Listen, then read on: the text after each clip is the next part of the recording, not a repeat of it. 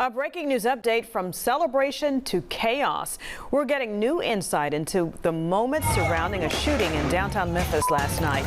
This comes after thousands packed into the area to enjoy 901 Day festivities a few hours before that. Good evening and thank you for joining us. I'm Stephanie Skurlock. Greg Hurst is off tonight.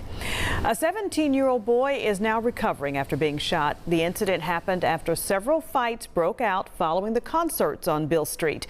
The shooting also appears to have happened slightly off the iconic street. That's where we find WREG's Shay Arthur tonight. And Shay, what have you learned about what happened?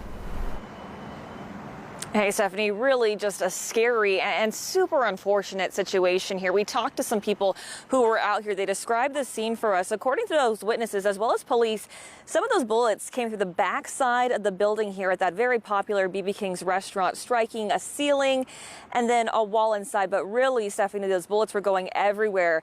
We're taking a look down now. A car that was parked here in the alley area, that was hit as well. Tonight, as police search for the shooter, a man whose car was damaged from that gunfire, well, he has a message.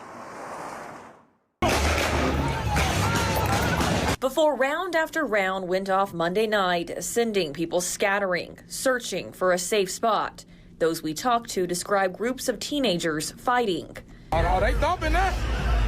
They thumping that. Christian Oliver said the commotion affected the Beale Street restaurant where he works. It was kind of hectic. Like, it was a couple of fights earlier. I mean, I think they had closed.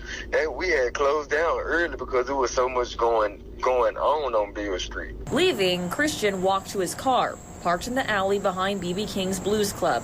He said he saw large groups of teenagers walking in and off Beale and the nearby alley. Then I seen another group of young adults coming up the alley, and they was arguing.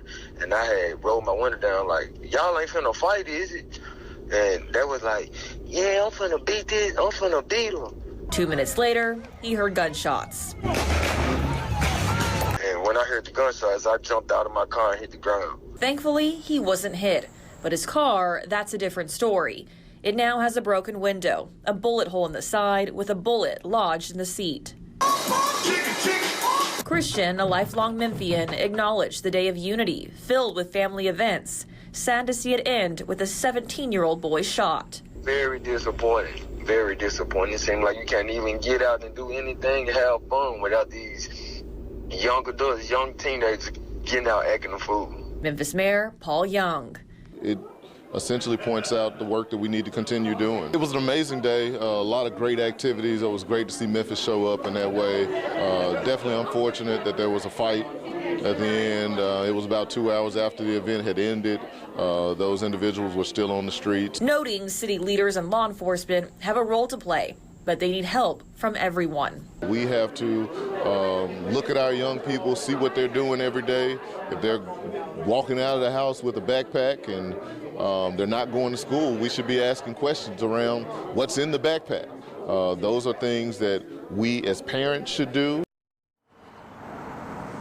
Stephanie, so many people around when those gunshots went off. If anyone knows anything, you're asked to call Crime Stoppers at number 901-528-CASH. For your news leader, we're live downtown tonight. Shay Arthur, WREG News Channel 3. All right, an unfortunate thing to happen after such a good day. Thank you, Shay.